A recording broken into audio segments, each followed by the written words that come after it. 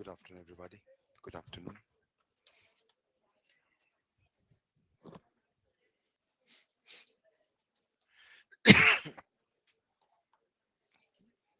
Good afternoon. Good afternoon. Good afternoon. Welcome back, everybody. Good afternoon. Good afternoon. Good afternoon. Welcome back. Welcome back, everybody. Welcome back. My blessings always there. With all my students, welcome back. Welcome back. Good afternoon. Good afternoon.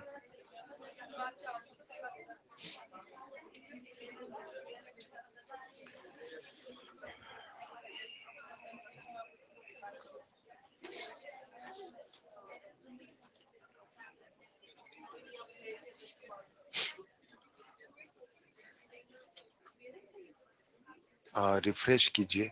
It is showing in the planner.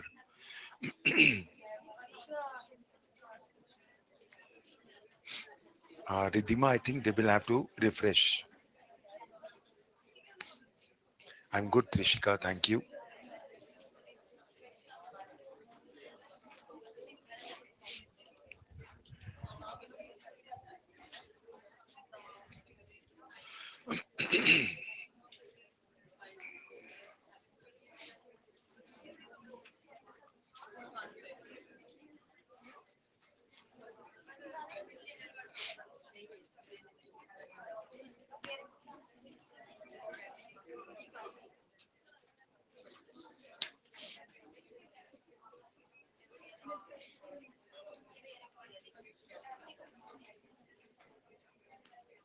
Good afternoon. Good afternoon, everybody. I hope all of you have joined. We'll start the class. Thank you, Karishma. चलिए, let's start. Let's start now our CRPC, BNSS rather.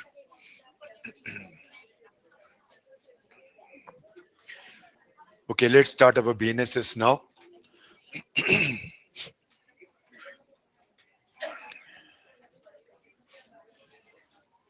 As we saw in my previous lecture, the criminal justice system has two basic aspects. When we are dealing with criminal law, we are dealing with cut and dried law. We are not dealing with those matters which are left to imagination.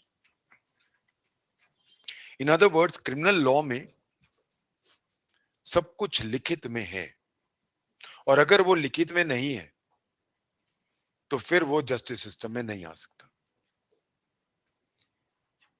What is an offence? वो base है. As I told you in my previous class की social order को maintain करने के लिए state does not allow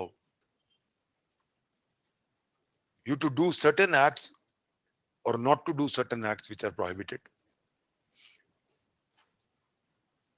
which if you do उसमें compensation नहीं है दूसरे को, उसमें पनिशमेंट है. You know, when I talk about punishment, naturally we go to the jurisprudence of punishment. जब पनिशमेंट शुरू हुई थी तो it started more as what we call an eye for an eye or a tooth for a tooth वाला system. In other words, punishment was more of a retaliatory thing. तो जब शुरुआत हुई थी पनिशमेंट की, तो it was basically something what we call a retaliatory aspect. Aahista Aahista realise हुआ कि नहीं, इसका एक और भी एंगल है. जो ऑफेंस कर रहा है उसको हम बंद कर देते हैं, prohibitory. So basically we had another aspect के उस बंदे को ही हम बंद कर देते हैं तो अब ऑफेंस कौन करेगा. सो पनिशमेंट का एक पर्पस हो गया प्रोहिबिटरी. उसके बाद रियलाइज हुआ कि नहीं, दूसरों को भी सबक मिलना चाहिए, डेटरेंट. और जैसे जैसे मॉडर्न एज आती गई, ह्यूमन राइट्स आते गए, तो रियलाइज हुआ कि hate the sin and not the sinner. तो रिफॉर्मेटरी एस्पेक्ट आया. तो वेदर इट वाज रिटेलिएटरी और प्रोहिबिटिव और डेटरेंट और रिफॉर्मेटरी, अलग अलग टाइम्स पे अलग अलग सोच रही है. जैसे आज की सोच है रिफॉर्मेशन. बट एक बेसिक फर्क था. सिविल जस्टिस सिस्टम में अगर कोई मेरा सिविल राइट इन्फ्रिंज कर रहा है तो वो सिर्फ पार्टी तक सीमित है. यानी only the plaintiff is the aggrieved party, दूसरे किसी पे असर नहीं होता. इसीलिए please remember, criminal justice system और सिविल जस्टिस सिस्टम में एक बहुत बड़ा फर्क है. Infringement of right in a civil law effects only the parties. But क्योंकि ऑफेंस एक ऐसी चीज होती है जो लोगों पे असर डालती है, लोगों की साइकी पे असर डालती है, सोशल ऑर्डर पे असर डालती है, इसीलिए ऑफेंसेस जो हैं वो सिर्फ विक्टिम तक सीमित नहीं होते, वो पूरी पब्लिक पे होते हैं. इसीलिए एक ऑफेंस का असर सिंस पूरी पब्लिक पे होता है, that is why here the infringement of a right which amounts to an offense is not limited only to the victim, it is the state. इसलिए अगर आप कोई ऑफेंस करते हो तो वो ऑफेंस सिर्फ विक्टिम के खिलाफ नहीं है, वो पूरी पब्लिक यानी कि स्टेट के खिलाफ है. क्योंकि स्टेट के खिलाफ है तो स्टेट सब कुछ करेगी आपके लिए. एफआईआर भी वो करेगी, कलेक्शन ऑफ एविडेंसेस भी वो करेगी, और ट्रायल भी आपके लिए वही लड़ेगी through PP. Civil justice system में कुछ भी मुफ्त नहीं होता, क्रिमिनल जस्टिस सिस्टम में सब कुछ मुफ्त होता है, बिकॉज सब कुछ स्टेट करती है. नाउ सिंस नेचुरली पनिशमेंट, चाहे वो प्रोहिबिटरी है, चाहे वो रिटेलिएटरी है, चाहे जो भी है, एक चीज तो क्लियर है कि पनिशमेंट है. Punishment always must be suffered. आप सिविल लॉ में चाहो तो कभी भी अबैंडन कर सकते हो सूट, कि सर डिफेंडेंट आया और रो रहा था, मुझे दया आ गई, मैं अबैंडन, आप घर बैठ जाओ, कुछ नहीं होगा. बस इतना ही है कि आप दोबारा नहीं आ सकते ऑर्डर 23 के मुताबिक, अदरवाइज आप जब मर्जी छोड़ दो. क्रिमिनल लॉ में आप नहीं छोड़ सकते, क्योंकि ये ऑफेंस सिर्फ आपके खिलाफ नहीं है, पूरी पब्लिक के खिलाफ है. इसलिए प्लीज रिमेंबर, जो प्लेंटिफ के राइट्स हैं कि वो कभी भी मुंह उठा के चल पड़े कि जी बंद, यहां पे कुछ बंद नहीं होता. आप जितना मर्जी चाहो ये बंद नहीं होगा. वर्स्ट टू वर्स्ट ये हो सकता है कि कुछ ऑफेंसेस अगर कंपाउंडेबल है तो उसमें आप कंपाउंड अलाउ कर देंगे, अगर कंपाउंडिंग नहीं है तो नहीं होगा. ये मामला आया सुप्रीम कोर्ट के सामने एक बार. हस्बैंड वाइफ के झगड़े होते रहते हैं. एक महीने उन्हें झगड़ा हुआ, वो पहुंच गई मैडम थाने में कि जी मेरे हस्बैंड को बंद करो, 498A का केस दर्ज करो, मैं दुखी हो गई हूँ, क्रूअल्टी है, इसके बड़ा मॉन्स्टर पैदा नहीं हुआ. उन्होंने दर्ज कर लिया, अरेस्ट कर लिया. अरेस्ट करके जब उसको देखा कि वो तो जेल में खड़ा है, रो पड़ी, अरे ये मैंने क्या कर दिया। अब वो कहती है जी वापस करो, हाउ डेयर, आपने मेरे हस्बैंड को कैसे बंद किया हुआ है। अब वो जितना मर्जी हाय तौबा मचा ले, पुलिस कुछ नहीं कर सकती, क्योंकि पावर है ही नहीं। अगर मुझे अब क्वाशिंग करनी है, हाई कोर्ट जाना पड़ेगा, नीचे के कोर्ट्स के पास पावर नहीं है। सो एक चीज याद रखना, बहुत फर्क है। सिविल जस्टिस सिस्टम तो मेरे हाथ में है, मैं जैसा चाहूं उसको मोल्ड कर सकता हूं। क्रिमिनल जस्टिस सिस्टम मेरे हाथ, एक बार मैंने सेट इन मोशन कर दिया, it must reach its logical and. जैसा कि हमने देखा कि क्रिमिनल, तो इसका मतलब ये हो गया, criminal justice system stands at a very different footing. It stands on the same footing as far as Evidence Act is concerned. But as far as CPC and CRPC are concerned, they stand at absolutely different footings. दोनों का कोई मिलान ही नहीं है, कोई comparison ही नहीं है, बिल्कुल different है। क्रिमिनल जस्टिस सिस्टम में भी वही सेम है जो सिविल जस्टिस सिस्टम में देखते हैं, यानी एक तरफ हमारे सब्सटैंटिव लॉ और एक तरफ हमारा प्रोसीजरल लॉ। सब्सटैंटिव लॉ हमें कहां से मिलता है? जो लॉ ऑफेंस को ऑफेंस बनाता है, वो सारे लॉ सब्सटैंटिव लॉ है। तो जो लॉ डिक्लेयर करता है कि ये ऑफेंस है, वो मेरा सब्सटैंटिव लॉ है। अब इसको हम तीन भागों में डिवाइड कर सकते हैं।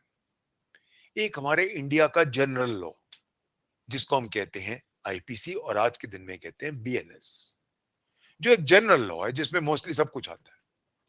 और एक हमारे स्पेशल लॉस, जो special matter, what is a special law, जो एक मैटर से डील करता है।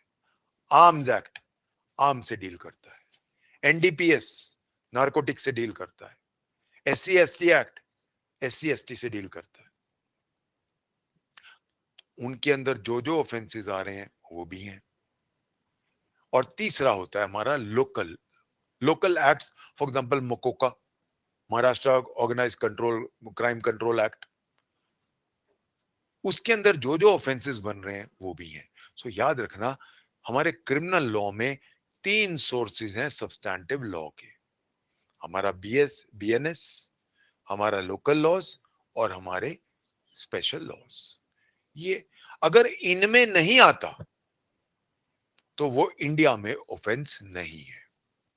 तो one thing you must remember, अगर इन तीन में कहीं नहीं आता, वो ऑफेंस है ही नहीं।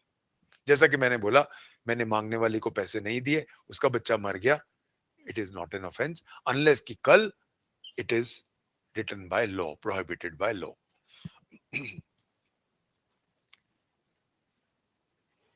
प्रोसीजर हम देख चुके हैं। प्रोसीजर वो तरीका होता है जिसमें हम ये डिसाइड करते हैं कि ऑफेंस हुआ है कि नहीं, ए बी किसने किया है। तो नेचुरली उसमें भी कोर्ट्स होते हैं। कोर्ट्स ही नहीं होते, उनकी पावर्स होती हैं, उनके ऑफिसर्स होते हैं। और फिर क्रिमिनल जस्टिस सिस्टम के तीन हिस्से होते हैं। वरना इससे क्रिमिनल जस्टिस सिस्टम के तीन हिस्से होते हैं। शुरुआत होती है क्रिमिनल जस्टिस सिस्टम की जैसे ही ऑफेंस होता है।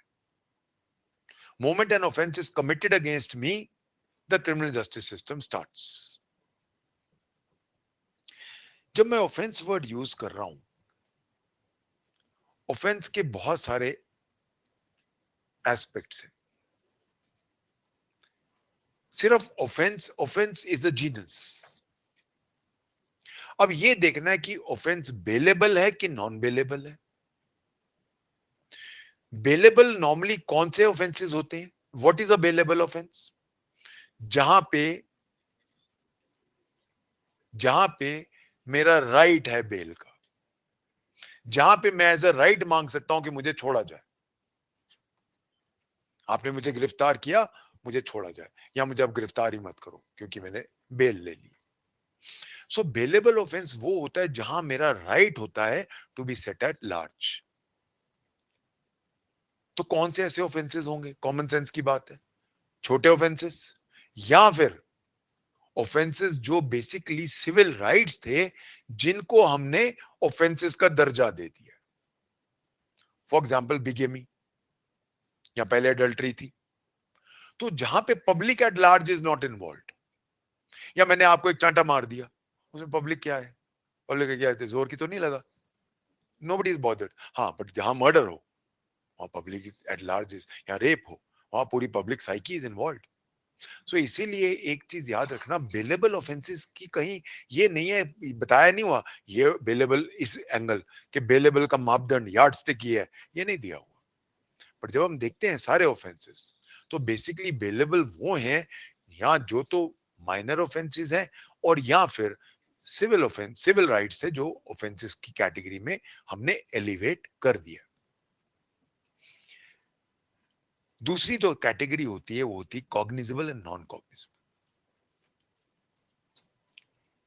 तो ऑफेंस, ऑफेंस तो एक मैंने बोला ना एक जीनस है। अब ऑफेंस का क्लासिफिकेशन, तो पहला जैसा कि मैंने बोला ऑफेंस बेलेबल है कि नॉन बेलेबल है, दूसरा कॉग्निजेबल है या नॉन कॉग्निजेबल है। इसका मतलब क्या है? कॉग्निजेबल ऑफेंसेस वो होते हैं जिनमें पुलिस बिना वारंट आपको गिरफ्तार कर सकती है, ए बी। और कॉग्निजेबल केसेस कौन से होते हैं? जो पुलिस इन्वेस्टिगेट कर सकती है। So what are cognizable offences and what are cognizable cases? Cognizable का मतलब है ऑफेंसेस वो होते हैं जहां पुलिस आपको बिना वारंट लिए कोर्ट से गिरफ्तार कर सकती है। कॉग्निजेबल केसेस कौन से होते हैं? जो वो इन्वेस्टिगेट कर सकती है। इसका ठीक उल्टा हो गया नॉन कॉग्निजेबल। तो नॉन कॉग्निजेबल कौन से हो गए? पुलिस आपको गिरफ्तार नहीं कर सकती। तो जैसे बिगमी का केस है, एक आदमी ने दूसरी शादी कर ली फर्स्ट मैरिज के सबसिस्टेंस में, अब पुलिस उसको गिरफ्तार नहीं कर सकती, और उसके अंदर एफआईआर भी दर्ज नहीं हो सकती, क्योंकि एफआईआर सिर्फ कॉग्निजेबल ऑफेंसेस की होती है। तो अब ना तो केस उसमें रजिस्टर हो सकता है और ना ही आपको पुलिस गिरफ्तार कर सकती है। तीसरा जो एंगल होता है वो होता है कौन सा कोर्ट उसको ट्राई करेगा। अब कौन सा कोर्ट उसको ट्राई करेगा, ये एक बहुत ही इंपॉर्टेंट एस्पेक्ट है। एक जनरल लॉ है, जितना सीरियस ऑफेंस उतना बड़ा कोर्ट। जनरल लॉ क्या है? जितना बड़ा ऑफेंस उतना बड़ा कोर्ट, छोटा ऑफेंस छोटा कोर्ट, बड़ा ऑफेंस बड़ा कोर्ट।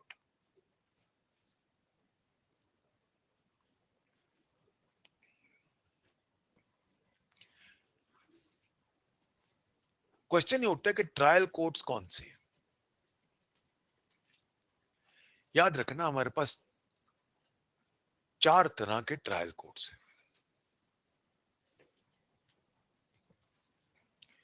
सबसे ऊपर होता है हाई कोर्ट।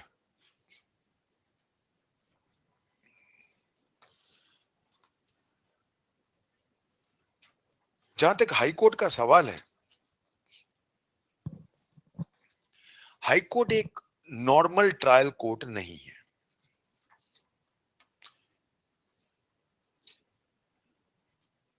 जब मैं कहता हूं नॉर्मल ट्रायल कोर्ट नहीं है, का मतलब क्या है? कहीं पे भी कोई लॉ नहीं लिखता ट्रायबल बाय हाई कोर्ट, किसी भी लॉ में नहीं लिखा ट्रायबल बाय हाई कोर्ट। तो फिर मैं कैसे कह रहा हूं? सी, जब भी कोई ट्रायल कोर्ट होता है, चाहे सिविल लॉ में हो चाहे क्रिमिनल लॉ में हो, उसको हम कहते हैं कोर्ट ऑफ ओरिजिनल ज्यूरिसडिक्शन। कभी भी हम ट्रायल कोर्ट वर्ड यूज नहीं करते, हम वर्ड यूज क्या करते हैं? Court of original jurisdiction. तो कौन से ज्यूरिसडिक्शन हो गए? कोर्ट ऑफ ओरिजिनल ज्यूरिसडिक्शन जो ट्रायल करता है, एपेलेट ज्यूरिसडिक्शन जो अपील सुनता है, रिविजनल ज्यूरिसडिक्शन जहां रिवीजन जाती है। ये ज्यूरिसडिक्शन होते हैं हमारे।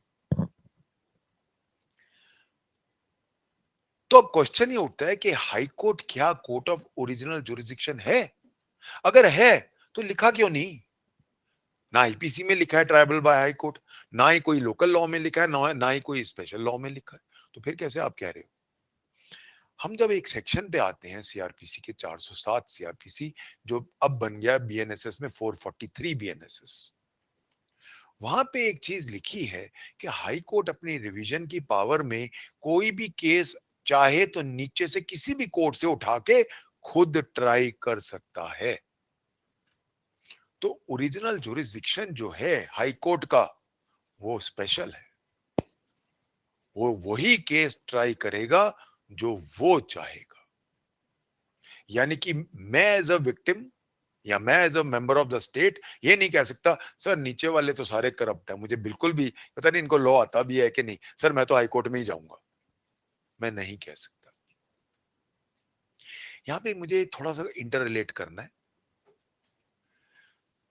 सीपीसी और सीआरपीसी में बहुत बड़ा फर्क है। सीपीसी में, जैसे सीआरपीसी में कितना बड़ा क्राइम है हायर कोर्ट में जाता है, पर हायर हायर कोर्ट कौन सा है? Session court. हाई कोर्ट कहीं नहीं लिखा। यानी कि अगर हाई कोर्ट में आपको ट्राई करवाना है तो हाई कोर्ट खुद लेगी।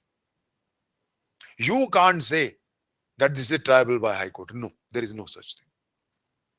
वो भी अपनी एक्स्ट्रा ऑर्डिनरी जुरिस्डिक्शन में अगर हाई कोर्ट चाहे तो 443 बीएनएसएस में खुद लेके जा सकती है। हां, तब वो ट्राई करेगी।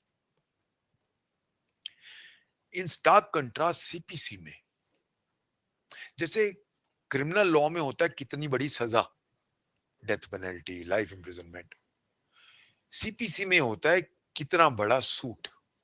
कितना बड़ा मतलब उसकी वैल्यू क्या है, जिसको हम कहते हैं पेक्यूनरी वैल्यू क्या है। सपोज एक मामला है जो, जैसे दिल्ली में चले जाओ, वहां पे सपोज 500 करोड़ का मामला आ गया, तो दिल्ली में रूल ही यही है कि ये करेगा ही हाई कोर्ट। सो ये हाई कोर्ट ट्रायबल है in its original jurisdiction, not in its extraordinary jurisdiction. So एक चीज याद रखना, सीपीसी में ओरिजिनल जुरिस्डिक्शन है हाई कोर्ट की, बट क्रिमिनल लॉ में ओरिजिनल जुरिस्डिक्शन नहीं है। है, पर एक्स्ट्रा ऑर्डिनरी है। सो एक चीज याद रखना, हाई कोर्ट ट्राई कर सकता है, yes. So is high court a trial court? Yes, but is it a regular trial court? No.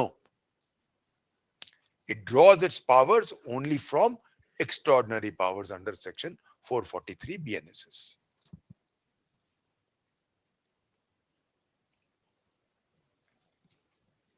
Question ये उठता है, क्या सुप्रीम कोर्ट ट्रायल कोर्ट है? नहीं है। Supreme Court is not a trial court. कोई केस सुप्रीम कोर्ट ट्राई नहीं करता। Supreme Court is an appellate court, but it is not a trial court. Now, तो सबसे ऊपर हमारा ट्रायल कोर्ट कौन सा हो गया? High court. But then as I said, regular trial court नहीं है, एक्स्ट्राऑर्डिनरी जुरिस्डिक्शन के अंदर है। उसके नीचे होता है session court. Session court includes additional session court. उन दोनों की पावर सेम होती है। एडमिनिस्ट्रेटिवली सेशन जजेस above ADJ, but judicially speaking दोनों की पावर सेम होती है। ये हो गया दूसरा कोर्ट। तीसरा कोर्ट होता है जेएम1, जो आप लोग बनोगे। JM one judicial magistrate first class. Judicial magistrate first class हम वेरियस भागों में बांट सकते हैं। CJM, chief judicial magistrate, additional chief judicial magistrate, JM one, sub divisional judicial magistrate. ये चार तरह के जेएम1 होते हैं। अब सीजेएम एडमिनिस्ट्रेटिवली सुपीरियर है, पर है जेएम1। इसका मतलब ये हो गया कि दोनों जेएम है, तो क्या जेएम1 की अपील जेएम1 के पास जा सकती है? नहीं जा सकती। इसीलिए आपका ऑर्डर का या कोई भी जो जजमेंट होगा, उसकी अपील सीजेएम के पास नहीं जा सकती। क्यों? दोनों सेम है। सो इसलिए याद रखना, कोई भी जो जज होता है उसके दो एस्पेक्ट होते हैं। administratively superior and judicially superior. So ADJ का administrative superior हो सकता है session judge, but he is not judicially superior. Similarly, CJM can be administratively superior to JM1, but he is not judicially superior. तो ये हो गया हमारा तीसरा कोड. चौथा कोड जो हमें बताता है वो है JM2, judicial magistrate of the second class. इनकी पावर्स नेचुरली जैसे जैसे नीचे जाते हैं छोटी होती जाती है. इनकी सजा देने की पावर भी कम है और ये ट्राई भी छोटे केसेस कर सकते हैं, बड़े केस नहीं कर सकते. वो हम देखेंगे जब हम पावर्स ऑफ द कोर्ट्स में आएंगे. एक जो और कोर्ट होता था 1973 की सीआरपीसी में, वो बीएनएसएस में कैंसिल कर दिया गया. वो है मेट्रोपॉलिटन मैजिस्ट्रेट. वो न्यू बीएनएसएस में खत्म हो गया. Now we since it is not there we won't read it, but वो 1973 की बीएनएसएस सीआरपीसी में था. नाउ सो अभी हम देख रहे हैं कि ऑफेंसेस, हम तो बात कर रहे हैं ऑफेंसेस की, अभी तो हम बिल्कुल शुरू की बात कर रहे हैं. ऑफेंसेस जैसा कि मैंने बोला होता क्या है, anything prohibited by law and दो हिस्से हैं, मेड पनिशेबल बाय लॉ. कौन ट्राई करेगा? अब कौन ट्राई करेगा, इसके ऊपर बहुत सारे क्वेश्चंस बनते हैं, मेंस के भी और प्रीलिम्स के भी. Be very careful. बहुत बार इंटरव्यू में क्वेश्चन पूछा गया.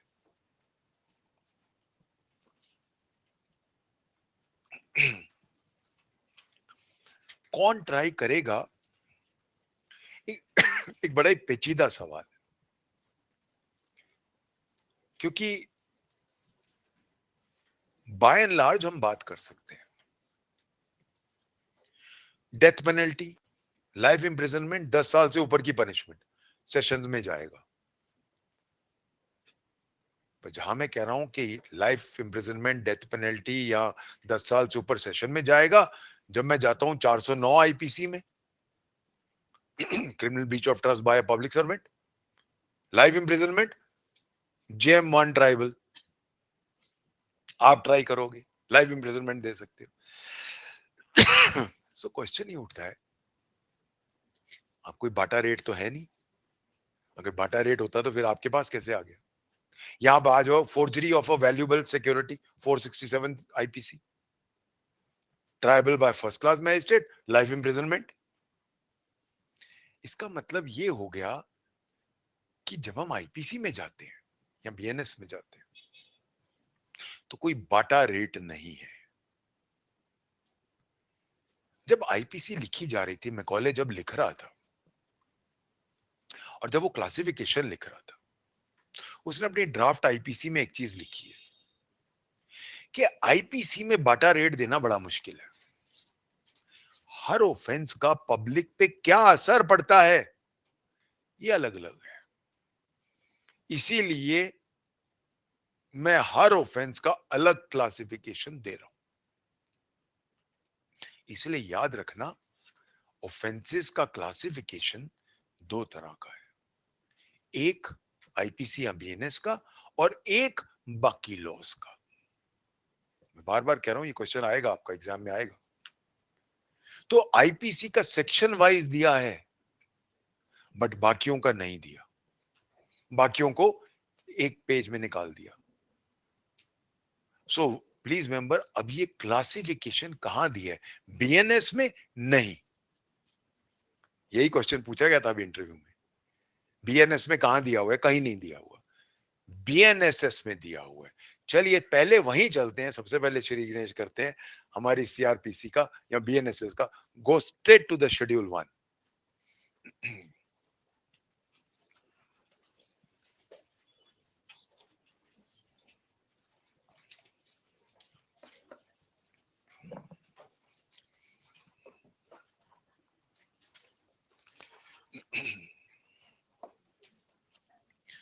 शेड्यूल 1 क्या कहता है? इसमें पहले एक्सप्लेनेटरी नोट्स का सेकंड पार्ट पढ़ो पहले. Go to part 2. In this schedule, expression magistrate of the first class and any magistrate does not include executive magistrate. Executive magistrate कहीं भी नहीं है। तो जहां एनी मैजिस्ट्रेट वर्ड यूज कर रहे हैं वहां पे एग्जेक्टिव मैजिस्ट्रेट नहीं होगा। The word cognizable stands for a police officer may arrest without warrant, and the word non-cognizable stands for a police officer shall not arrest without warrant. पहला आप देखो, पहला पार्ट ऑफेंसेस अंदर भारतीय न्याय संहिता, और हर सेक्शन का अलग क्लासिफिकेशन। क्लासिफिकेशन क्या है, ऑफेंस कौन सा है, पनिशमेंट क्या है, कॉग्निजिबल है कि नॉन कॉग्निजिबल है, बेलेबल है या नॉन बेलेबल है, या बाय व्हाट कोड ट्रायबल है। एक चीज आप नोट कीजिए, एक चीज मिसिंग है, कंपाउंडेबल है या नहीं यहां नहीं लिखा, वो सिर्फ सेक्शन 320 सीआरपीसी में लिखा हुआ है। सो एक चीज याद रखना, क्लासिफिकेशन में कंपाउंडेबल या नॉन कंपाउंडेबल नहीं है। अगर हमने देखना है कि कोई ऑफेंस कंपाउंडेबल है या नहीं है तो हम 320 सीआरपीसी में जाएंगे, और कहीं लिखा हुआ नहीं है। 320 भी दो हिस्सों में है, with the permission of the court and without the permission of the court. अब हम आप ये देखो कि जितने भी हमारे बीएनएस के ऑफेंसेस हैं, हर ऑफेंस के साथ ये आपका ऑफेंस का नाम, उसकी सजा, cognizable, bailable, non bailable, and कौन सा कोर्ट ट्राई करता है। इसमें आप देखो तीन नाम आते हैं, court of session, magistrate of first class and any magistrate. Any magistrate का मतलब है 1 और 2 दोनों में से कोई भी, बट एग्जेक्टिव मैजिस्ट्रेट नहीं। सो एक्सेप्ट एग्जेक्टिव मैजिस्ट्रेट, कोई भी मैजिस्ट्रेट 1 या 2 दोनों में से कोई भी ट्राई कर सकता है। Clear everybody please? कंपाउंडेबल है या नॉन कंपाउंडेबल है ये नहीं लिखा, ये इसके लिए हमें स्पेशली जाना पड़ेगा सीआरपीसी के अंदर, जहां पे जनरल प्रोविजंस हैं, वहां कंपाउंडेबल नॉन कंपाउंडेबल का सेक्शन 320 सीआरपीसी था, वो बताता है कि कंपाउंडेबल है कि नहीं है। ये तो हो गया आईपीसी। चलो आईपीसी में तो टेंशन खत्म, जो भी देखना है वो ऑफेंस खोल लो और ये खोलो और यहां से पता चलेगा। सो एक चीज याद रखना, आईपीसी में कई बार मिसप्रिंट्स होते हैं, क्लासिफिकेशन गलत लिख देते हैं। जब भी कोई शक हो सीधा यहां आना है, this is the actual place to see the classification, not IPC जिसके नीचे क्लासिफिकेशन वो तो बेरक छापने वाले छापते हैं, बट कायदे से the real place to see is this place. ये तो हो गया आईपीसी। जैसे कि मैंने बोला चलो स्यापा खत्म, हर सेक्शन हमें कुछ भी देखना है सीधा खोल लेंगे पता चल जाएगा। What about other offences? मेरे पास एक, आई रिमेम्बर 2-3 साल पहले की बात है, मेरा एक स्टूडेंट, बहुत सारे स्टूडेंट्स जज बन के भी बहुत फोन करते हैं, approximately I get 4-5 calls a week, sir फंस गए जल्दी बताओ सर। तो फिर पहले तो डांट खाते हैं मेरे से, हमेशा क्लास में ध्यान नहीं देते थे। एनीवेज, उसने मुझे फोन किया कि सर मैं अड़ गया हूँ। क्या हुआ? Sir prevention of Corruption act का मामला आया है मेरे पास, आपने पढ़ाया ही नहीं हमें। क्या नहीं पढ़ाया? कि सर आपने बताया ही नहीं ये बेलेबल है कि नॉन बेलेबल है। सर मुझे नहीं पता, मैं बेल के लिए आ गया, मैं अंदर आके जल्दी से बात कर रहा हूँ आपको। तो पहले तो मेरे से डांट पड़ी, फिर इसका जवाब का, सब सारे लोकल एंड स्पेशल लॉज का जवाब इसका पार्ट 2 है, शेड्यूल 1 के एंड में आ जाओ। और जज बनने के बाद मुझे मत फोन करना कि सर बताना बेलेबल है कि नहीं, कौन सा कोर्ट ट्राइबल है, सारों का जवाब यहां दिया हुआ है। Classification of offences as against other laws. अब यहां पे आईपीसी के अलावा हर लॉ को डील कर रहा है, इसको याद कर लेना, ये एग्जाम में बहुत बार पूछा है, मेनी मेनी टाइम्स। ऑफेंस कोई भी हो, लोकल हो स्पेशल हो, if it is punishable with death, life imprisonment, or imprisonment for more than 7 years, more than 7 is not 7, so more than 7 means 7 plus, 7 साल 1 दिन, अगर 7 साल है तो वो नीचे आएगा फिर। सो मोर देन 7 years तो फिर कॉग्निजिबल है। यानी कि अब इस पे एफआईआर दर्ज हो सकती है। एक चीज याद रखना प्लीज, सिर्फ कॉग्निजिबल केसेस की एफआईआर दर्ज हो सकती है।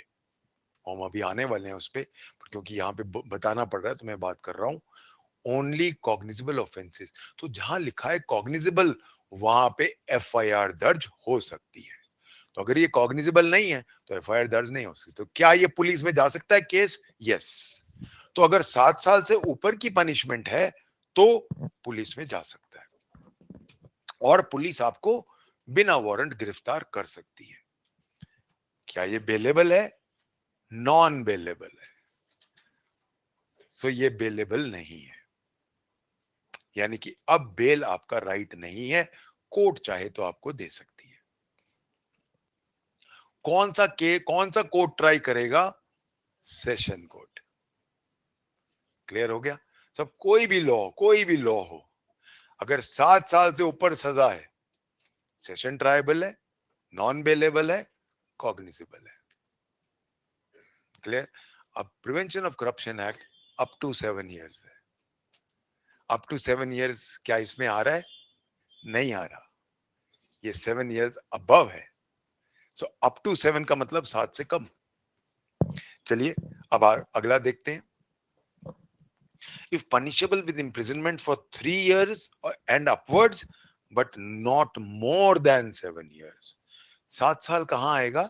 यहां आएगा। 7 से ज्यादा कहां जाएगा? वहां ऊपर वाले में जाएगा। ये बहुत बारीकियां प्लीज ध्यान रखिएगा। सो अगर 3 साल से 7 साल तक सजा है, कॉग्निजिबल है, एफआईआर दर्ज हो सकती है। नॉन बेलेबल है, और अब जेएमआईसी ट्राइबल है। इसलिए वो मेरा स्टूडेंट था, इसलिए उसने फोन किया क्योंकि उसके पास आ गया। और वो कहे सर पता नहीं मैं ले सकता हूं कि नहीं, मेरा जुरिस्डिक्शन है कि नहीं। पीपी तो कह रहा है, और सर वो कह रहा है बेल ले लो, मैं लूं कि नहीं? नॉन बेलेबल है, so it is not a right. So 3 से 7 नॉन बेलेबल। इसका मतलब बेलेबल क्या है? अब थर्ड देखते हैं। If punishable with imprisonment for less than 3 years, less than 3, सो 3 कहां जाएगा? दूसरे में। 3 से कम, सो लेस देन 3 years और विद फाइन ओनली। अब ये नॉन कॉग्निजिबल है, यहां बेलेबल है, और अब कोई भी मैजिस्ट्रेट यानी सेकंड क्लास मैजिस्ट्रेट भी इसको ट्राई कर सकता है। क्लियर हो गया everybody? So don't forget this, this is your first question of mains and interview. ध्यान रखना, बहुत कम लोगों को पता होता है, जैसे मैंने बोला मेरे भाई साहब वहीं पे टेंशन में बैठ गए थे। नाउ जब हम सीआरपीसी की, अगर हम जल्दी से हिस्ट्री की बात करें, कोई भी लॉ की हिस्ट्री होती है। If I go to the history of CrPC,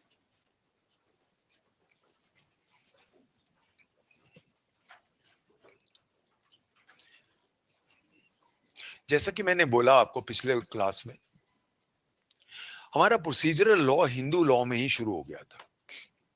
Yajnavalkya Smriti, Narad Smriti, they all laid down procedures of court both in criminal and civil law. But अंग्रेजों में आने के बाद पहले क्या था कि 1861 तक हमारे पास 3 सुप्रीम कोर्ट थे। Supreme court were established by the 1773 regulating act, जहां सदर निजामत बना था पहली बार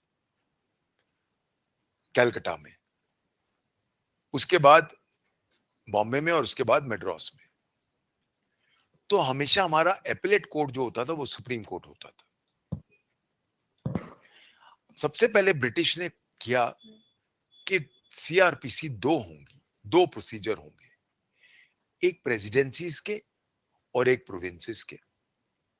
तो जो प्रेसिडेंसीज के थे वहां तो सुप्रीम कोर्ट था, इसीलिए criminal procedure supreme court act बना पहला 1852 फॉर प्रेसिडेंसीज। तो 2 तरह के बनाने पड़े, एक हो गया आपका प्रेसिडेंसीज के लिए, एक हो गया प्रोविंसेस के लिए।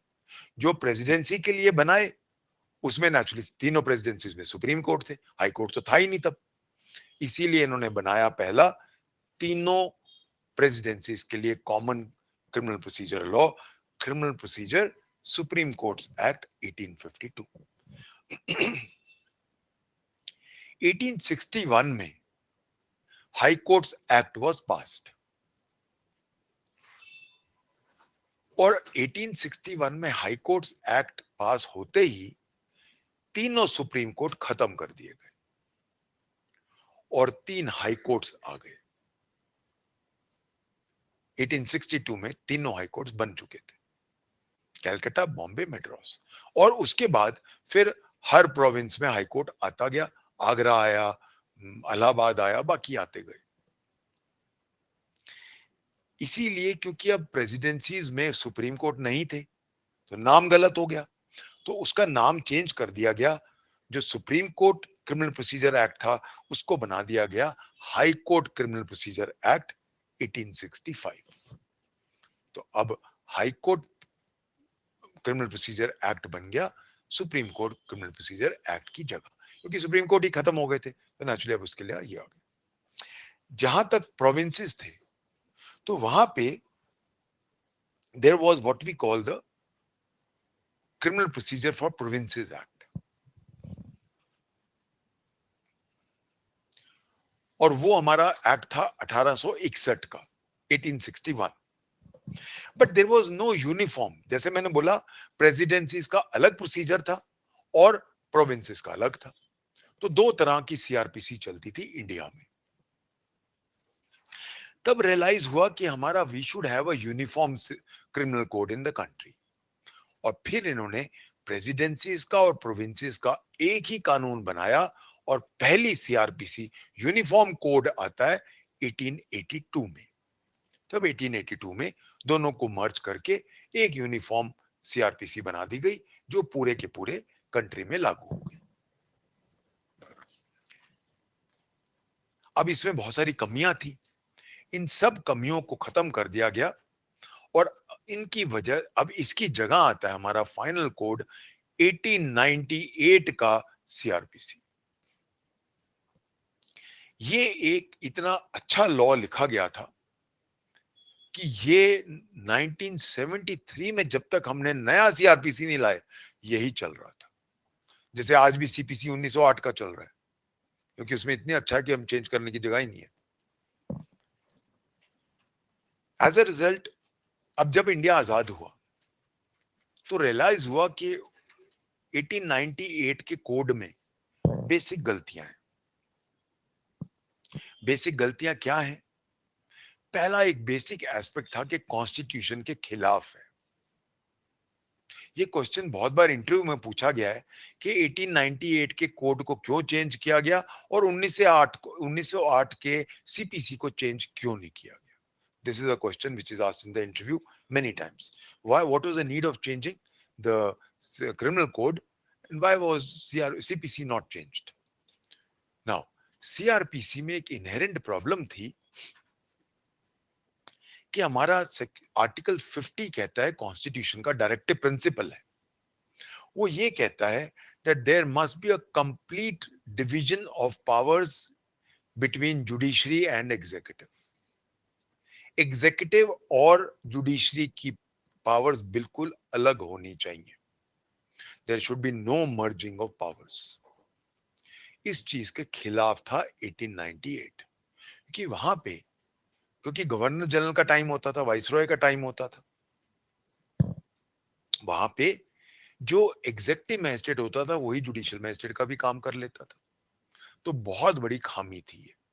तो बेसिकली सबसे बड़ी बात थी कि अनकॉन्स्टिट्यूशनल था। दूसरा, ये गरीब लोगों के लिए नहीं बनाया गया था, क्योंकि उस टाइम पे जमींदारी सिस्टम चलता था, कॉर्नवालिस का चल रहा था तब से, तो गरीब लोगों को तो बिल्कुल खत्म कर दिया जाता था, तो गरीब लोगों के लिए बिल्कुल भी नहीं बना था। और हमारा जो कॉन्स्टिट्यूशन है वो सोशलिस्ट है, गरीब लोगों के लिए बना है, तो वो एक बहुत बड़ी मेजर प्रॉब्लम थी। इसीलिए ये रियलाइज किया गया कि हमें नया कोड बनाना है। 41st लॉ कमीशन रिपोर्ट है, 154th लॉ कमीशन रिपोर्ट है, और भी छोटी छोटी रिपोर्ट्स हैं। 41st और 154 तो मेजर है। इन्होंने पूरी की पूरी नई सीआरपीसी लिख दी, जिसके अंदर 484 सेक्शंस थे, 37 चैप्टर्स थे, 2 शेड्यूल थे और 56 फॉर्म्स थे, जो चलती गई, जो अब तक चलती गई। 2023 में यह रियलाइज किया गया कि वो सीआरपीसी आउटडेटेड हो गई है, उसमें बहुत सारे चेंजेस की जरूरत है। As a result new BNSS लिखा गया। मैं अगर इसके ऑब्जेक्ट्स एंड रीजंस की बात करना चाहूंगा, I just like to quickly go through the objects and reasons. Note करने की जरूरत नहीं, मैं पढ़ देता हूं, ये आपके बैरक्स में भी होगा, जो डोंट वरी। मैं इसको समझो कि क्यों बनाया गया, what was the need, this is the question of your interview, कि क्या जरूरत थी, कितनी बार चेंज करोगे। 1800 पहले 1882 में किया, फिर 1898 में किया, फिर 1973 में किया, अब 2023 में किया। ऐसा क्या गुनाह करा हुआ है सीआरपीसी ने, बेचारा हर हर 25 दिन 30-40 साल में चेंज हो जाता है। सो उसके लिए you must know the objects and reasons, कि क्या जरूरत थी। Let's see.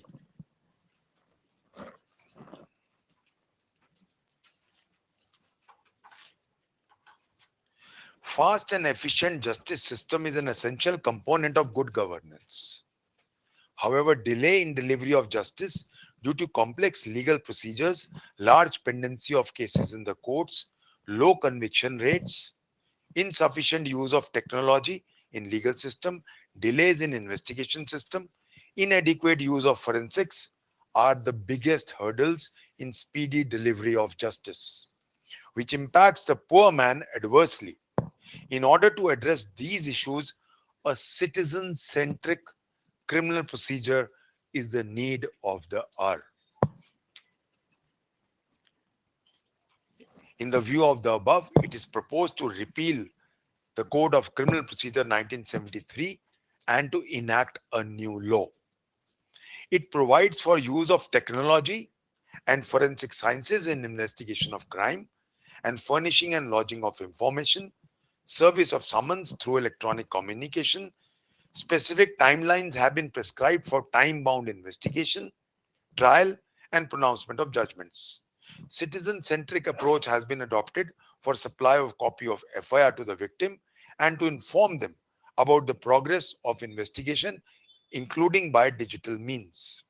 In case where punishment is 7 years or more, the victims will be given an opportunity of being heard before withdrawal of the case by the government. Summary trial has been made mandatory for petty and less serious cases. The accused persons may be examined through electronic means like video conferencing.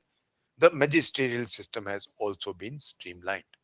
ये basic reason है कि क्यों BNSS आया है। So all of आपके bare act में सबका होगा ऑब्जेक्ट्स एंड रीजंस, इसको अंडरलाइन करके इसमें से पॉइंट्स निकाल के याद कर लेना। ये आपका, आई वोंट बी सरप्राइज अगर मेंस में भी आ जाए। What is the need for formulating a new criminal procedure code?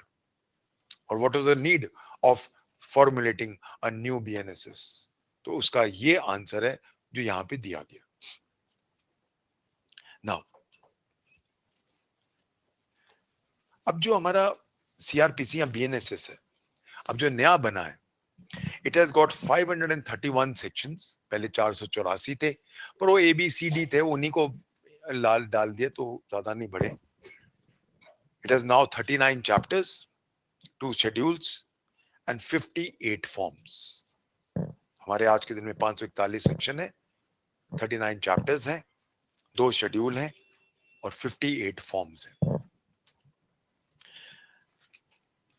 अब अगर हम 7th शेड्यूल में जाते हैं हमारे कॉन्स्टिट्यूशन के, तो थर्ड लिस्ट जो कंकरेंट लिस्ट में, उसमें एंट्री नंबर 2 है सीआरपीसी। इन अदर वर्ड्स, इस पे सेंट्रल गवर्नमेंट भी लॉ बना सकती है, स्टेट गवर्नमेंट भी बना सकती है।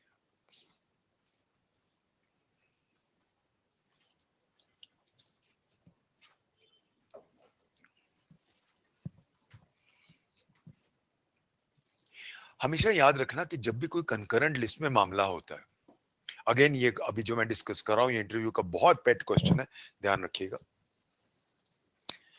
पहला क्वेश्चन ये उठता है, जो कोड होता है, जैसे अभी सीआरपीसी है या जी अभी बीएनएसएस है, अगर इसको अमेंड करना है तो आप इसको एक्ट से अमेंड कर सकते हो या ऑर्डिनेंस से भी अमेंड कर सकते हो। Point number 1।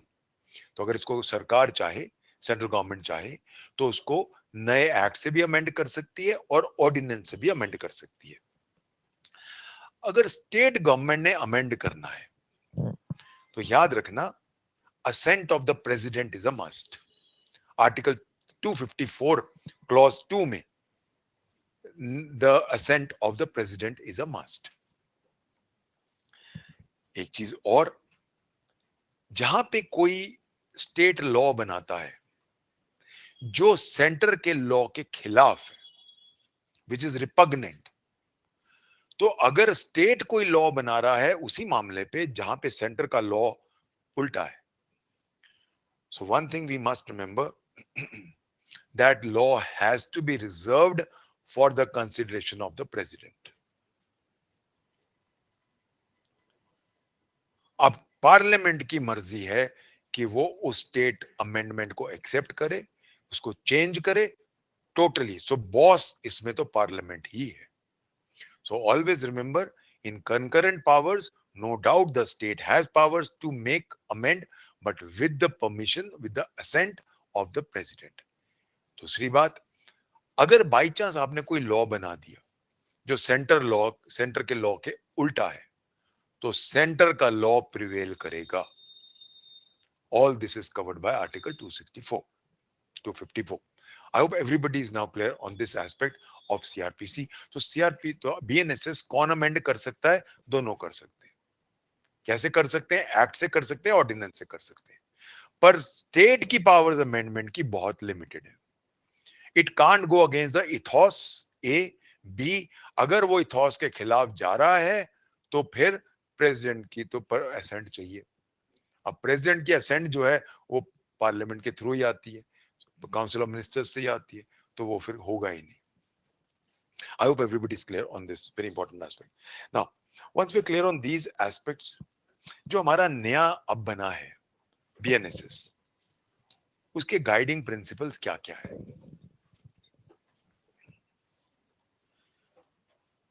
कुछ प्रिंसिपल्स तो पुराने हैं और कुछ नए हैं।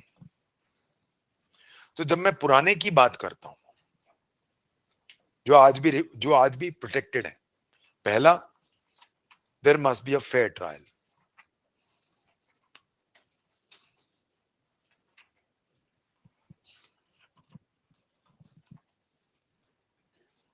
दूसरा, फेयर ट्रायल में ही एक एक एस्पेक्ट होता है natural justice. So fair trial होना चाहिए, नेचुरल जस्टिस होना चाहिए। नेचुरल जस्टिस का बेस क्या होता है? No one should be condemned without being heard. Natural justice का बैकबोन क्या होता है? No one should be condemned without being heard. Natural justice and fair trial are a part of my right to life. So basically कोई भी procedure अगर fair trial के provisions नहीं डालता, नेचुरल जस्टिस के प्रोविजंस नहीं डालता, it is unconstitutional because it is basically against Article 21, my fundamental right to life. Next, there should be minimum delay. Justice delayed is justice denied. So there should be minimum delay investigation, trial, and judgment.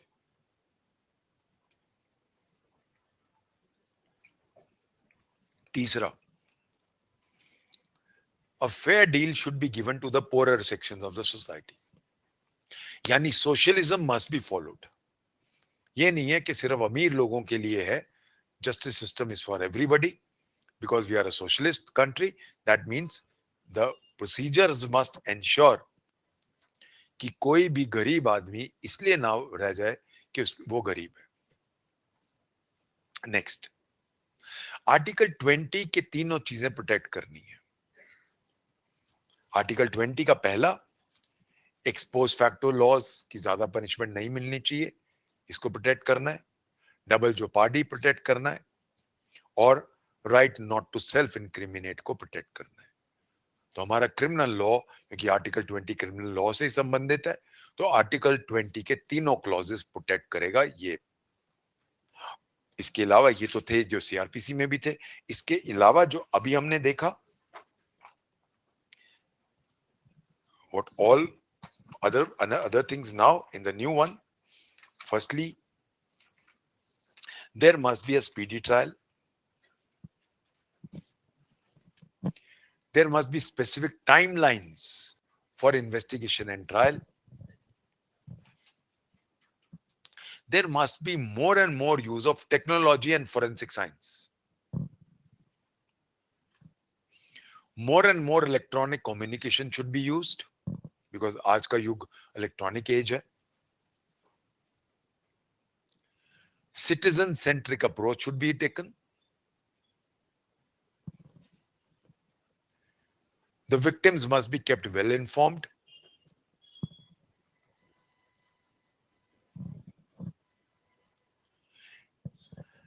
And victims' right to be heard at all stages has been introduced. ये जो मैं अभी कह रहा हूं कि victims' right to be heard has been introduced, इसके लिए प्लीज मेंबर, हमारा जो क्रिमिनल जस्टिस सिस्टम या क्रिमिनल ज्यूरिस्प्रूडेंस है, वो एक चीज पे बेस्ड है, late 100 accused go free rather than one innocent suffer. यानी 100 गुनाहगारों को आप छोड़ दो, एक बेगुनाह को ना तंग करो. ये आउटडेटेड कंसेप्ट हो गया.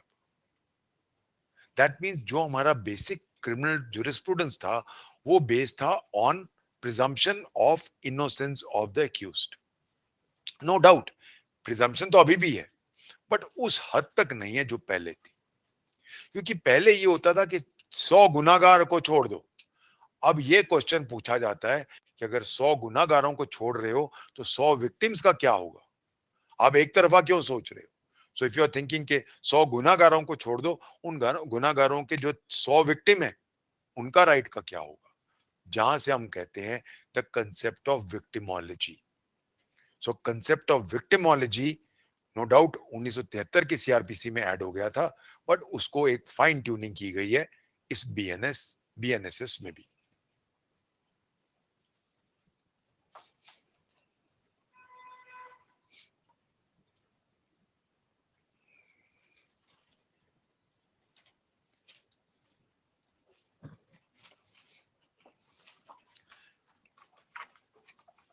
नेचुरली अब क्वेश्चन ये उठता है,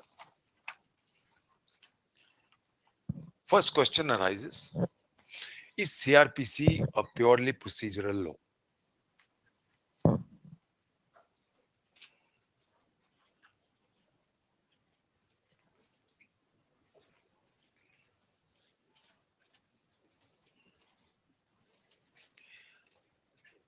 नाउ बीएनएसएस और CrPC is not a purely adjective law.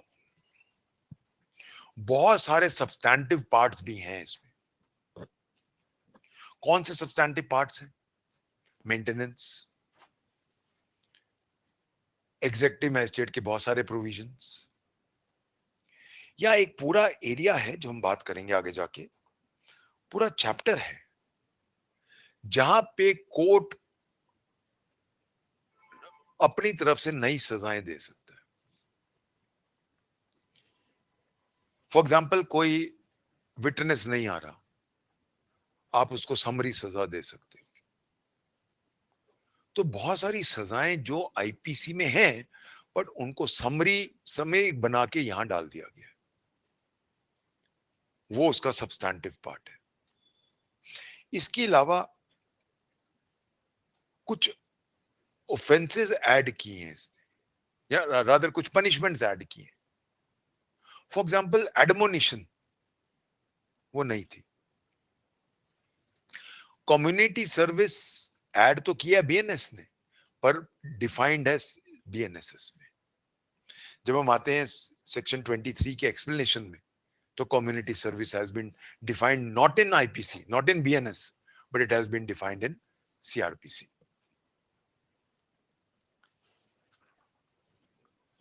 जब हम इसका प्रियम्बल पढ़ते हैं, preamble very clearly says that it's an act to consolidate and amend the laws of procedure. See, जब मैं कहता हूं कि it is to consolidate and amend, ये क्वेश्चन भी इंटरव्यू में पूछा गया, ध्यान रखिएगा. जब भी वर्ड कंसोलिडेट होता है, इसका मतलब है कि पुराने सारे लॉस इसमें आ गए, पुराने सारे लॉस खत्म. सो whenever I say that I am consolidating laws, इसका मतलब है पुराने सारे लॉस खत्म, सारे कंसोलिडेट करके मैंने इसमें ले आया हूं. Point number 1. जहां मैं अमेंड वर्ड यूज करता हूं, अमेंड का मतलब ये नहीं होता कि नया लाना. अमेंड का मतलब क्या होता है? ऑलरेडी एग्जिस्टिंग लॉ को चेंज करना. सो दो चीजें हैं. अब यहां से आंसर निकलता है, क्या बीएनएसएस नया लॉ है? इसलिए मैं कह रहा हूं इंटरव्यू का क्वेश्चन है. The answer is no. कैसे कह रहे हो आपके नया लॉ नहीं है?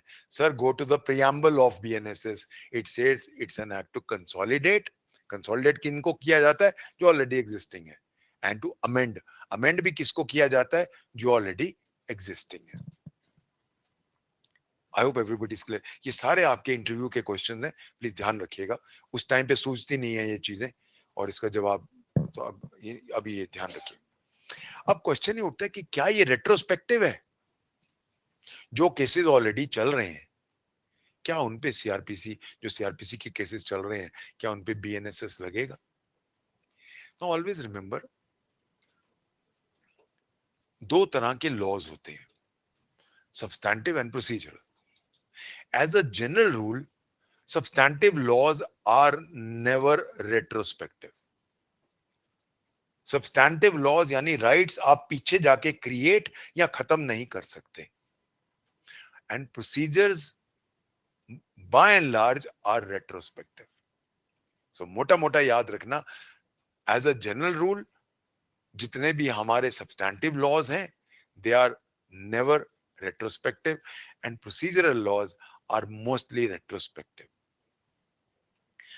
सिर्फ एक हालत में दे आर नॉट रेट्रोस्पेक्टिव, जहां पे अगर हम रेट्रोस्पेक्टिव रखें तो उनका it will cause serious prejudice to the parties. तो जहां बहुत बड़ा नुकसान हो रहा है मेरा पीछे अप्लाई करने में, वहां अप्लाई नहीं करेगा, वहां आर्टिकल 20 आ जाता है. So one thing we must remember. अब ये क्वेश्चन उठता है कि क्या बीएनएसएस रेट्रोस्पेक्टिव है? उसके लिए please remember, a date was given that it will apply from 1 July. So इसीलिए, क्योंकि बोला गया था it will made applicable from 1 July, इसीलिए ये प्रोस्पेक्टिव है. सो इसीलिए ऑलरेडी जो केसेस चल रहे हैं उनका 1 जुलाई के बाद ये अप्लाई होगा, 1 जुलाई से पहले वालों पे अप्लाई नहीं होगा, उन पे सीआरपीसी ही चलेगा. I hope everybody is now clear on all these aspects. Now we go to the applicability. BNSS कहां कहां लागू होता है? ये क्वेश्चन प्रीलिम्स में भी आया हुआ है, और एक बार मैंने देखा था मेंस में भी आया था. Jurisdiction of CrPC. पहले क्योंकि हर जगह लिखा होता था it does not, it extends to whole of India except Jammu and Kashmir. अब जम्मू एंड कश्मीर, क्योंकि रीऑर्गेनाइजेशन एक्ट आ चुका है 2019 का, now BNSS applies to Jammu and Kashmir also. However वो कहां अप्लाई नहीं करती, ये क्वेश्चन प्रीलिम्स का है. Please be very careful. I can expect this in prelims. मोटा मोटा याद रखना, दो जगह. सीपीसी बहुत जगह अप्लाई नहीं करती. लक्षद्वीप, विशाखापट्टनम के बहुत सारे एरियाज वगैरह वगैरह, हम अभी सीआरपीसी की बात कर रहे हैं. BNSS does not apply to 2 areas, Nagaland and tribal areas. जब मैं कहता हूं नागालैंड तो या tribal areas, tribal areas have been defined in the constitution, or I will not say defined, I will say dealt with. Para 20 of schedule 6 tells us कौन से हमारे tribal areas हैं.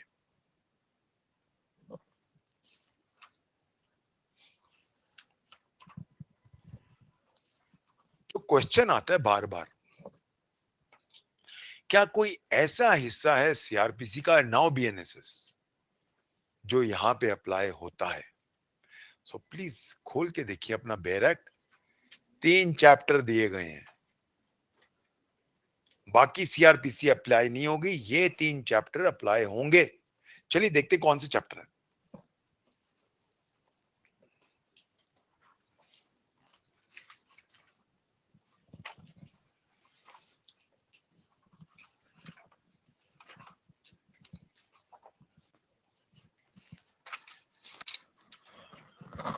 This act may be called the BNSS to 2023. The provisions of this Sanhita, other than those relating to chapters, other than those relating to these 3 chapters, chapter 9 dealing with security for good behavior executive magistrate का है, chapter 11 public order से deal करता है, और chapter 12 preventive action of police. यानी law and order के मामलों को छोड़ के तो ये 3 तो लगेंगे ही. तो ट्राइबल एरियाज में भी लगेंगे और नागालैंड में भी लगेंगे. So the provisions of this Sanhita except these chapters shall not apply. यानी कि BNSS shall not apply except these 3 chapters. कहां? To the state of Nagaland. Second, to the tribal areas. Tribal areas explanation जो 6 schedule के para 20 में दिए गए हैं. Now अब क्वेश्चन ये उठता है कि सपोज अब उनको अपना बनाना पड़ेगा. ये क्यों आउट है? सी अभी जो नए स्टूडेंट्स आए हैं, हमने अभी कॉन्स्टिट्यूशन नहीं पढ़ा. कॉन्स्टिट्यूशन में लिखा है कि इनको हम स्पेशल स्टेटस दे रहे हैं because they are purely tribal in area. We want to protect their identity. That is the reason why we are, to protect their identity, we are now allowing them to follow their own laws. But having said this, अब अपना code बनाना पड़े तो क्या ये use ही नहीं कर सकते BNSS? ये चाहे तो कर सकते हैं. ये चाहे तो उनको चेंजेस करके, इंसिडेंटल चेंजेस करके या जो भी चेंजेस करके अप्लाई कर सकते हैं. So one thing we must remember, it is not that there is a bar. They can use it if they want it, and they can use it after changing it. इस चीज को cover करता है B. चलिए B देखते हैं. ये चीज क्लियरली लिखी हुई है. क्या बोल रहा है? To the tribal areas, but the concerned state government may apply such provisions or any of them to the whole or part of state of Nagaland or to such tribal areas as the case may be, with such supplemental, incidental or consequential modifications as may be specified in the notification. Question क्या पूछा गया था? बहुत ध्यान, एक एक बारीकियां पढ़ना सीखो. क्या लिखा है कि स्टेट गवर्नमेंट अगर इसको अप्लाई करना चाहे तो क्या लेजिस्लेचर में पास करना पड़ेगा बिल? ये notification, it is an executive order. तो अगर मुझे सीआरपीसी या मुझे अगर बीएनएसएस अप्लाई करना है तो मैं सिंपल एग्जीक्यूटिव ऑर्डर यानी कि गैजेट नोटिफिकेशन में आदेश निकाल के अप्लाई कर सकता हूं. तो इट इज नॉट कि सीआरपीसी अप्लाई करनी है तो स्टेट का अमेंडमेंट निकालो, स्टेट का लेजिस्लेचर निकालेगा. कुछ नहीं करना. प्योरली एग्जीक्यूटिव ऑर्डर से बीएनएसएस फुल्ली अप्लाई कर सकते हैं, पार्शियली अप्लाई कर सकते हैं, या चेंजेस करके अप्लाई कर सकते हैं. Learn to read this. ये बारीक चीजें बाय नोटिफिकेशन. नहीं तो क्या होता, this must be pass by the assembly of the house. ये नहीं लिखा. इसका मतलब है सरकार चाहे तो अपना एग्जीक्यूटिव नोटिफिकेशन कर सकती है। अगली सरकार आएगी, वो कहेगी क्या गलत ऑर्डर पास कर दिया, वो चेंज कर सकती है। And it is not a legislative order. It so question क्या उठता है, if Nagaland or tribal areas want to apply BNSS, it can do so A, by a legislative order, B, by a purely executive order, C, by executive order ratified by legislative order, D, none of the above. It is an executive order. इस तरह के prelims में questions आएंगे. I hope everybody is now clear कि ये किस तरह देखना है. Okay. Now that we are clear on this, अब आते हैं हम अगला part. CRP sorry BNSS, excuse me अगर मैं गलत, सीआरपीसी बार बार मेरे मुंह से निकलता है, इतने साल पढ़ाता रहा हूं, तो please excuse me for that. BNSS में क्वेश्चन ये उठता है कि किस पे अप्लाई करती है. क्या बीएनएस पे अप्लाई करती है सिर्फ, कि लोकल और स्पेशल लॉज पे भी वही करती है? क्या इंडिया में एक यूनिफॉर्म प्रोसीजर है? अगर है तो कहां लिखा है? Section 4. All these are very important from our prelims point of view as well as from our interview point of view. तो क्या इंडिया का एक ही प्रोसीजर है कि लोकल लॉज का अलग है?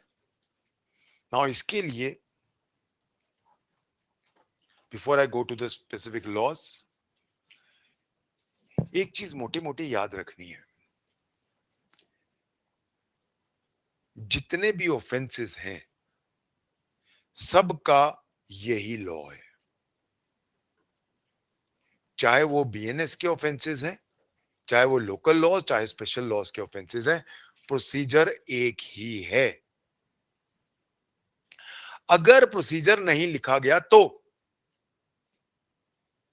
अगर लिखा गया है फिर वो प्रोसीजर ओवरराइड करेगा सीआरपीसी को. सो अगर कोई प्रोसीजर नहीं दिया गया तो बीएनएसएस चलेगा. अगर दिया गया, फॉर एग्जांपल एनडीपीएस में छोटे मोटे चेंजेस हैं प्रोसीजर के, बेल के प्रोविजंस अलग हैं वहां, तो क्या अब हम सीआरपीसी को देखें कि उसको देखें? अब हम एनडीपीएस को देखेंगे. सो जहां जहां जिस जिस स्पेशल या लोकल लॉ में अपना प्रोसीजर है वो सीआरपीसी को ओवरराइड करेगा. A B. पर हर चीज तो नहीं लिखता स्पेशल लॉ. अब ये तो नहीं है कि स्पेशल लॉ अपना कोड लिख रहा है पूरा. तो जहां जहां वो चुप है सीआरपीसी अप्लाई करेगा. सो मोटा मोटा every law every substantive law will be covered by this procedure A, B. Wherever they have their own procedure, that will override.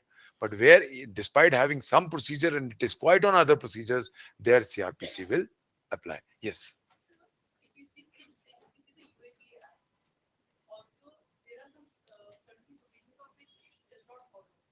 See, UAP Act क्या है? Unlawful Assembly Act. It's a preventive act. So जहां preventive acts हैं हमारे, जैसे coffee पोजा था या टाडा था, ये वो अलग है. बिकॉज वो क्या है, अगर इवन आप कॉन्स्टिट्यूशन में जाओ, आर्टिकल 22 में जाओ, उसका तरीका ही अलग है. तो वहां पे please remember, it is not an offence has not been committed. तो जितने भी हमारे प्रिवेंटिव एक्ट्स होते हैं, the offence is yet to be committed, वो प्रिवेंटिव होते हैं.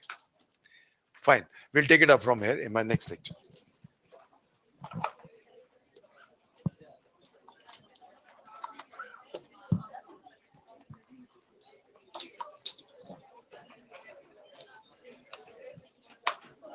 Thank you, everybody. Thank you. Thank you. See you all. Tomorrow will be Hindu law and limitation. Wednesdays and Sundays, Hindu law and limitation.